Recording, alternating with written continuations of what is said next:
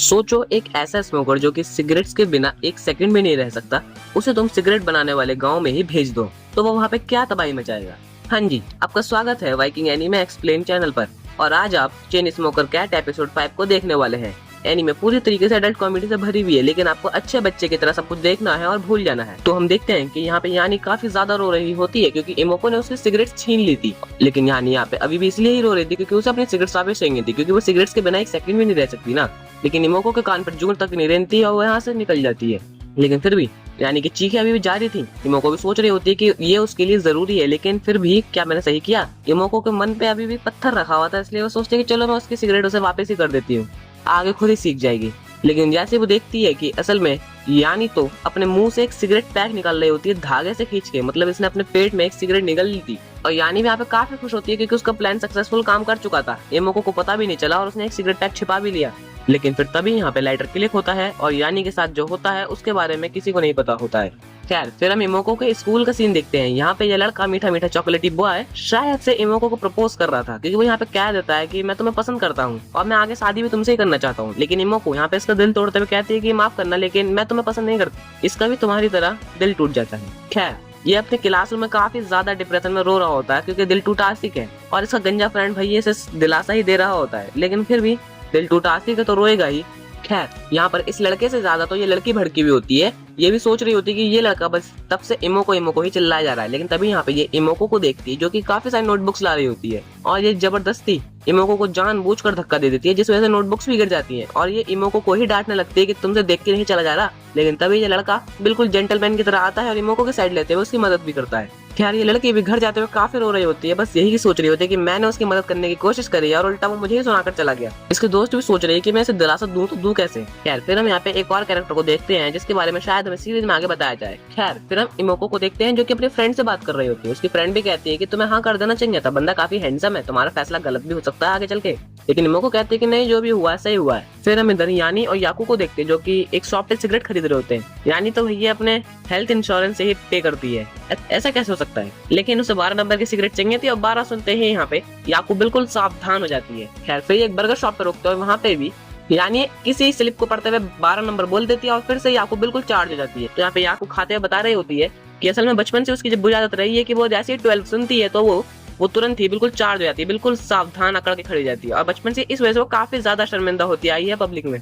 लेकिन यानी को सबसे कोई भी फर्क नहीं पड़ता क्योंकि उसे बड़ी अजीब बात लगती नहीं है, बस नॉर्मल बात लगती है। इसमें क्या नॉर्मल है वैसे। खैर, फिर हम देखते हैं कि यहाँ पे चारों बिल्लियां गेम खेल रही होती हैं। यहाँ पे गेम कैसा है ये मैं नहीं जानता, शायद से कोई बोर्ड गेम ही होगा और इसके रूल्स मुझे नहीं पता, तो मैं ज्यादा अच्छे से एक्सप्लेन नहीं कर पाऊंगा। लेकिन गेम में अभी तो खैर काफी सिंपल से टर्न हुए रहते, तो 3 से 4 टर्न के बाद यहाँ पे कंसाई के टर्न आता है जिसमें फिर से 12 नंबर आ जाता है और यहाँ पे याकू फिर से बिल्कुल चार्ज हो जाती है। खैर, फिर हम नेक्स्ट सीन में देखते हैं कि यहाँ पे याकू जो कि मस्त से एक बच्चों की तरह बीटल पकड़ने वाला जो गेम देखा है ना कार्टून वगैरह में, तो उसमें जैसे कपड़े पहने होते बिल्कुल वैसा ही इसका ड्रेसअप था। और यहाँ पे हमें को भी काफी ज्यादा हंस रही होती है याकू पे, क्योंकि याकू स्टैक बीटल्स ढूंढ रही होती है और स्टैक बीटल्स के बारे में मुझे कुछ बताने की जरूरत ही नहीं है वो क्या चीज है, और है उस कीड़े का। लेकिन भाई यहाँ पे याकू काफी सीरियस होती है, लेकिन हामिको की हंसी की वजह से वो यहाँ से चली जाती है। फिर यहाँ पे वो कंसाई से बात करती है स्टैक बीटल्स के बारे में, लेकिन कंसाई कहती है कि मैं तो बिजी हूँ तो मैं कुछ बता भी नहीं पाऊंगी, वैसे भी मुझे स्टैक बीटल में रत्ती बारे में इंटरेस्ट नहीं है। और यानी ने भी अभी नया काम ढूंढा है तो वो अपनी जॉब पर ही होगी और आरू को भी यहाँ पे पी के टल्ली हुई पड़ी है। मुझे तो लगता है कि तुम्हें लैंडलॉर्ड से मदद मांग लेनी चाहिए, क्या पता तुम्हारी बात बनी जाए। तो यहाँ पे याकू भी इस बात को ध्यान में रखते हुए टकले के पास आती है, लेकिन यहाँ पे टकला कहता है कि मैं तुम्हारे साथ नहीं आ सकता क्योंकि मैं यहाँ पे इस वक्त काउंसिल मीटिंग में मदद कर रहा हूँ। याकू वैसे तुम्हें स्टैक बीटल चाहिए क्यों, लेकिन यहाँ पे याकू कुछ बताती नहीं है। खैर, वो यहाँ से चली जाती है और फिर यहाँ से याकू बड़े ही उदास मन से अकेले जा रही होती है। लेकिन फिर वो तभी यहाँ पे यानी को देखती है। वो यानी से पूछती है कि तुम तो इस वक्त अपनी जॉब पर होती ना, लेकिन यानी कहती है कि हाँ होती तो मैं जॉब पर ही, लेकिन इंटरव्यू के वक्त उन लोगों ने कोई भी स्मोकिंग एरिया दे ही नहीं रखा, तो मैं क्या करती, मैंने वहीं पे फूकने लग गई और इसलिए मेरा सिलेक्शन ही नहीं हुआ। वैसे तुम क्या करने वाली हो। तो फिर यहाँ पे याकू बताती है कि असल में मुझे स्टैक बीटल्स चाहिए थे, इसलिए मैं उसमें उन्हें ही ढूंढने जा रही थी और मुझे पता ही नहीं चल रहा मैं कहाँ ढूंढूं उन्हें। खैर, यानी कहती तो ठीक है मैं भी तुम्हारे साथ चल लेती हूँ क्योंकि मैं बिल्कुल फ्री हूँ। वैसे स्टैक बीटल टेस्टी होते हैं क्या।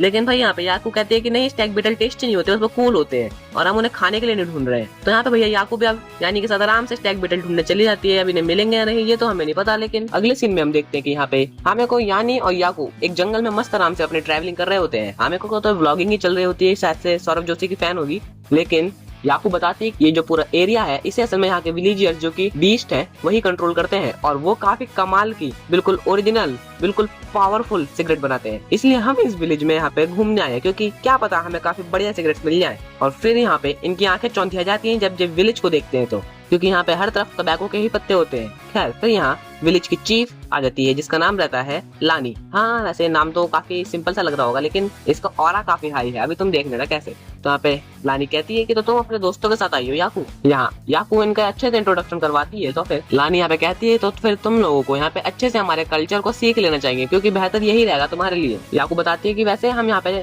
थोड़ी सिगरेट्स के लिए ही आए थे, तो क्या हमारे साथ सिगरेट शेयर करना चाहोगे। वैसे यहाँ पे लानी मान भी जाती है कि क्यों नहीं, वैसे भी इस वक्त मौसम है टोबैको के पत्ते हार्वेस्टिंग का, इसलिए हमें तो बस अभी मजदूरों की जरूरत है ज्यादा से ज्यादा, इसलिए तुम सबको काम करना होगा क्योंकि काम नहीं तो सिगरेट भी नहीं। लेकिन भैया यहाँ पे यानी को काम करना बिल्कुल भी पसंद नहीं था। हालांकि यहाँ पे याकू यानी का मुंह बंद कर देती है क्योंकि यहाँ पे मैटर खराब हो सकता है। यहाँ पे लानी बताती है कि असल में हमें यहाँ पे सबसे पहले पत्तों को तोड़ना होता है, उसके बाद उन्हें अच्छे से सुखाना होता है और उसको क्रश करके हम अच्छे से फूंक सकते हैं। ये मान लो कि ये सबसे आसान तरीका होता है फूंकने का। सिगरेट ऐसी बनती है क्या। खैर यहाँ पे यानी को काम नहीं करना था लेकिन बस उसे फूंकना था। लेकिन यानी भी यहाँ पे काम करती है तो वो यहाँ पे पत्तों की माँ बहन कर देती है। तो बेचारी लानी भी जो कि नहीं चाहती थी कि ज्यादा से ज्यादा पत्तों का नुकसान हो क्योंकि यही तो उनकी रोजी रोटी थी, तो इसलिए यहाँ पे यानी को बिना कुछ काम धंधे के फूकने को दे देती है। अब यहाँ पे यानी और याकू को तो काफी मजा आ रहा होता है ये सिगरेट फूक के, लेकिन हामिको की हालत खराब हो जाती है क्योंकि शायद उन्होंने पहले कभी नहीं फूकी होगी। वो कहती है कि इससे अच्छा तो ई सिगरेट ही होती है, काफी ज्यादा स्ट्रॉन्ग है, इससे तो मेरा गला खराब हो जाएगा। तो यहाँ पे हामिको की बातें सुन के लानी तो इतने गुस्से में होती है जैसे वो हामिको को खा ही जाएगी, लेकिन याकू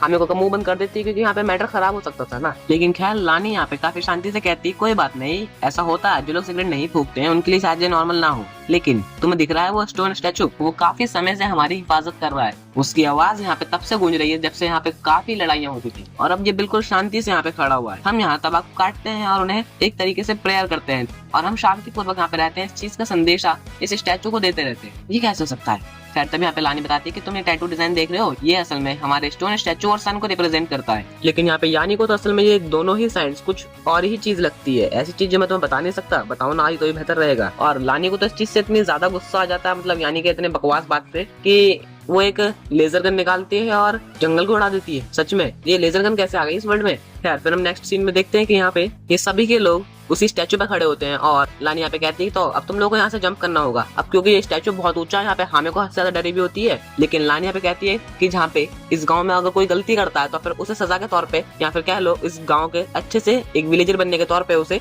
इस स्टैचू से जंप करके अपनी वफादारी साबित करनी होती है और इसलिए तुम लोग यहाँ से जंप करोगे तो भी तुम्हारे लिए अच्छा होगा। लेकिन यहाँ पे यानी कहती है तो अगर हम यहाँ से कूदेंगे तो क्या हम मर जाएंगे। लेकिन यहाँ पे लानी कहती है कि ऐसा कुछ भी नहीं होगा, तुम्हें अगर मौत से डर लगता है तो बात अलग है, वैसे भी अगर तुम यहाँ से कूद गई तो बहुत अच्छा होगा। लेकिन यानी कहती है कि अगर मैं कूद गई और मैं मर गई तो फिर मैं कभी भी स्मोक नहीं कर पाऊंगी ना, इसलिए बस मैंने पूछा। लेकिन यहाँ पे लानी कहती है अगर तुम कूद गए तो फिर मैं तुम्हें कई टन सिगरेट्स के लिए तंबाकू दे दूंगी। तो भाई यहाँ पे यानी बिना कुछ सोचे समझे कूद जाती है। ये देख के तो लानी हैरान होती है और यहाँ पे यानी बड़े आराम से लैंड भी कर देती है, मतलब ऑरा फार्मिंग, इससे ज्यादा तगड़ी ऑरा फार्मिंग कर सकता है क्या अभी तक में किसने करी यानी वर्ल्ड में, अगर करी हो तो बताओ जरा। खैर अब यहाँ पे लानी कह रही होती कि अच्छा तो फिर मतलब सिगरेट के जो इसका प्यार है उसने इसके डर को ही मिटा दिया, ये तो काफी कमाल है। और फिर हामिको को सोचती है कि अगर ऐसी बात है तो फिर मैं भी यहाँ से कूद सकती हूँ क्योंकि उसे व्लॉगिंग का शौक है, तो इसलिए वो सोचती है कि क्यों ना मैं कैमरा ऑन करके यहाँ से कूदूं तो मुझे डर ही नहीं लगेगा। वही वो यहाँ पे व्लॉगिंग करने शुरू कर देती है, लेकिन यहाँ पे लानी उसे यहाँ से धक्का दे देती है कि जाओ मरो यहाँ से। लेकिन भैया थोड़ी देर तक तो सब कुछ ठीक था, लेकिन जैसे वो लैंड करने लगती है तो उसकी हालत काफी खराब हो जाती है। डर की वजह से इतनी ज्यादा उसकी हालत खराब होती है कि यहाँ पे वो आसमान में कांड कर देती है।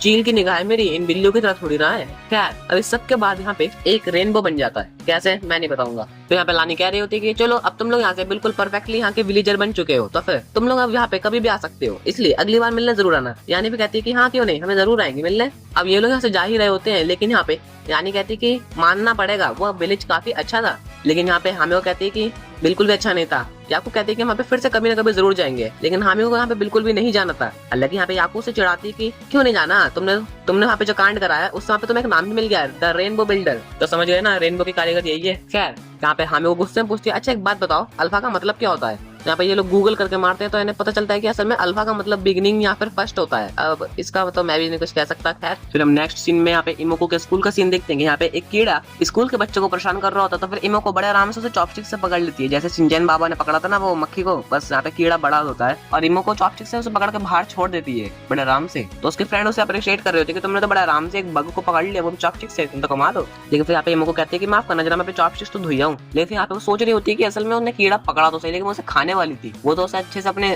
कैट स्टिक्स को फॉलो करना आता है, मतलब उन्हें कंट्रोल करना आता है, तो उन्होंने बड़े आराम से उसे फेंक दिया, मैंने उसके साथ खा जाती। लेकिन इतने में यहाँ पे उसकी फ्रेंड्स आ जाती हैं और वो कह रही होती है कि तुम भूल गए हमारे स्कूल में डिस्पोजेबल चॉपस्टिक होती है, तो तुम नई इस्तेमाल कर लो ना, पुरानी धोने की जरूरत ही क्या है। खैर यहाँ पे ये लोग जा ही रहे होते हैं, लेकिन यहाँ पे वो कीड़ा असल में फिर घूमते फिरते यानी के रूम में जाता है। और यहाँ पे ये लोग कार्ड गेम खेल रहे होते हैं, तो फिर यहाँ पे यानी उस कीड़े को पकड़ के खा जाती है। हाँ, खा जाती है। खैर अब एपिसोड की एंडिंग हो जाती है और मैं बस यही जानना चाहता हूँ कि तुम्हें एपिसोड में सबसे ज्यादा बढ़िया पार्ट कौन सा लगा। देखो वीडियो पूरी तरीके से शाकाहारी थी, इसलिए मैंने गालियां ऐड नहीं करी, क्योंकि मुझे ऐसा लगा कि शायद से हमें YouTube को फैमिली फ्रेंडली रखने में सबसे ज्यादा अच्छा रहेगा। वैसे भी हम शुरुआत में ही है, तो हम अपने लिए एक अच्छा सा स्टाइल ढूंढ रहे हैं, जो कि हमें मिल जाएगा तो अच्छी बात है भाई। और वैसे भी जो काम मैं खुद करता ही नहीं हूँ अपनी रियल जिंदगी में भी, उसे YouTube पे करना बड़ा मुश्किल हो रहा था मेरे लिए, इसलिए सोचा कि चलो गालियों को अवॉइड करना ही बेहतर रहेगा। खैर अगर आप म्यूजिक चाहते हो तो फिर आप डिस्क्रिप्शन में डाउनलोड कर लेना। थोड़ी तबियत बिगड़ी हुई थी इसलिए मैं जल्दी एपिसोड ला नहीं पाया, थोड़ा गैप बढ़ गया, लेकिन अब बेफिक्र रहो, टाइम से एपिसोड आते रहेंगे, इसलिए बस देखते रहो। अब तो उन लोगों को शॉर्ट आउट देने वाले हैं जो हमारी वीडियोस पे कमेंट करते हैं। यहाँ पे जो भी लोग हैं समझ लो उन्होंने पिछली वीडियोस में हमारे कमेंट करे हैं और उनके कमेंट मुझे पसंद आए हैं, इसलिए मैंने उन्हें इस वीडियो में ऐड कर दिया है। इसलिए मैं भी चाहूंगा कि तुम भी अगली बार ज्यादा कमेंट करो भाई, ताकि ज्यादा कमेंट ऐड कर सकूं। खैर अब मिलेंगे फिर किसी दिन किसी और एनीमे के साथ, तब तक के लिए सायोनारा।